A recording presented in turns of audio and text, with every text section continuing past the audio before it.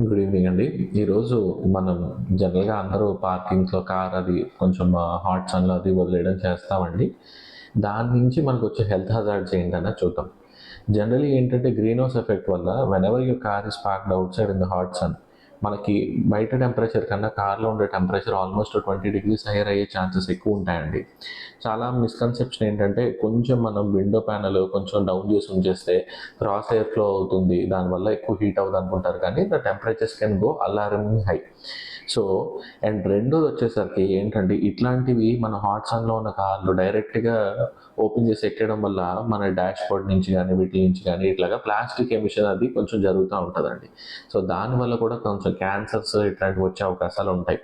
So that should be avoided. దాన్ని మళ్ళీ కొంచెం డోర్స్ అది ఓపెన్ చేసి క్రాస్ వెంటిలేషన్ అయ్యేలాగా చూసుకొని కొంచెం ఏసీ అది ఆన్ చేసి అవుట్ సైడ్ ఎయిర్ పెట్టి అది కొంచెం కూల్ డౌన్ అయిన తర్వాత ఎంటర్ అవ్వడం అన్నది కొంచెం మంచిదండి. మూడోది ఏంటంటే చాలామంది ప్లాస్టిక్ కవర్స్ అట్లాగే సీట్స్ మీద ఉన్నవి రిమూవ్ చేయకుండా వదిలేస్తారు. అవి కూడా డెఫినెట్లీ షుడ్ బి రిమూవ్డ్ అండి. ఎందుకంటే ఈ ప్లాస్టిక్ ఎమిషన్ అనేది ఎక్కువగా జరుగుతుంది కాబట్టి. ప్లస్ మన ఈ కార్స్‌లో లెఫ్ట్ ఓవర్ వాటర్ బాటిల్స్ ఇట్లాంటివి కూడాను ఎక్కువ తాగుతూ ఉంటారు. That is also harmful. ఎందుకంటే అది బీపీఏ ఫ్రీయా కాదా అన్నది చూసుకోవాలి.